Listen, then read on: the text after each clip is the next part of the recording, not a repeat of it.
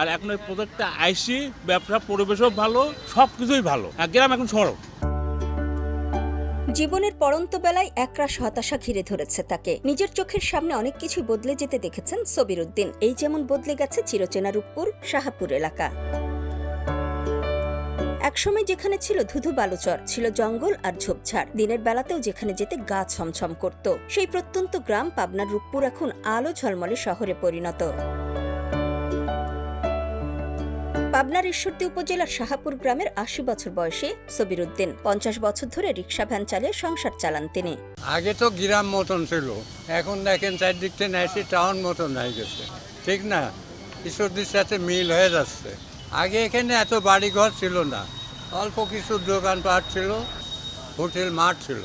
এর এলাকাতে এখন টাউনের মতন হয়ে গেছে, জায়গার দাম এখন বেশি। রূপপুর পারমাণবিক বিদ্যুৎ প্রকল্পের কাজ শুরুর পর থেকে শুরু হয় এই পরিবর্তন, যেখানে ব্যবসা করে কর্মসংস্থানের ব্যবস্থা হয়েছে অসংখ্য মানুষের। জমির দাম বেড়েছে কয়েক গুণ, যার কিছুই ছিল না। আর এখন সেখানে আধুনিক মার্কেট, অসংখ্য রেস্তোরাঁর পাশাপাশি গড়ে উঠেছে বহুতল ভবন। আগে চর ছিল, আমরা মাছ মারছি গানে, আমরা বহু লোকের চাকরি বাকরি হয়েছে, তারা করি আমরা উন্নতিমান হয়েছে। হ্যাঁ, মার্কেট বিল্ডিং, যার কিছু ছিল তারও তিনতলা বাড়ি। আগে থেকে এখন বহুত উন্নতি হয়ে গেছে। আগে তো এখান থেকে তো লোকজন তখন ছিল না, তখন ব্যবসা তখন পরিবেশ ভালো ছিল না। আর এখন এই প্রজেক্টটা আইসি, ব্যবসা পরিবেশও ভালো, সব কিছুই ভালো। গ্রাম এখন সড়ক, এক কথায়।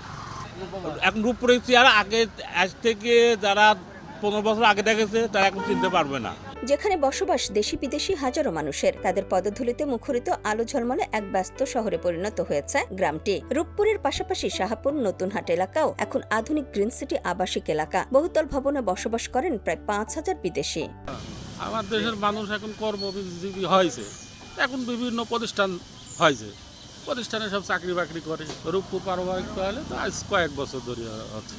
অত্যন্ত হয়েছে, আগের মতন কি আর এখন আস নাকি? আগে সব জায়গা ছিল, ফাঁকা ফাঁকা বাড়ি ঘর ছিল।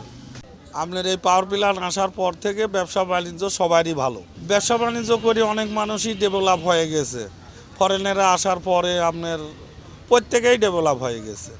আগে মনে করেন একবারে কিছুই ছিল না, মনে করেন এখন বর্তমানেও শহর হয়ে গেছে। এখানে বসবাস করার বেশিরভাগ বিদেশি রাশিয়ান নাগরিক, তাই তাদের আকৃষ্ট করতে বিভিন্ন ব্যবসা প্রতিষ্ঠানের নামও রাখা হয়েছে রাশিয়ান ভাষায়, যেখানে প্রতিদিন কেনাকাটা করেন বিদেশিরা। আর তাদের কারণে এলাকার নামই হয়ে গেছে রুশপল্লী। রাশিয়ানদের চাহিদার কথা বিবেচনা করে অন্তত ৫টি রিসোর্ট, প্রায় ৩০টি রেস্তোরাঁ, ১৫টি বেসরকারি হাসপাতাল, 10টি শপিং মল তৈরি হয়েছে। আসলে এখানে অনেক বিদেশিদের আনাগোনা বা বিদেশিরা এখানে বসবাস করে, এজন্য এখানকার ব্যবসা বাণিজ্যের আমূল পরিবর্তন হয়েছে।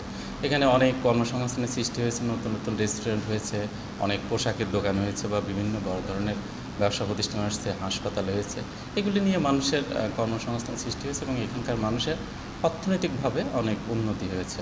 এভাবেই ঈশ্বরদী উপজেলার আনাচে কানাচেও পরিবর্তন ও উন্নয়নের ছোঁয়া লেগেছে। এগিয়ে যাচ্ছে রূপপুর। মাত্র ১৫ বছরের ব্যবধানে আমূল পরিবর্তন ঘটেছে এলাকার। আর্থসামাজিক উন্নয়নেও এগিয়ে গেছে সেখানকার মানুষ।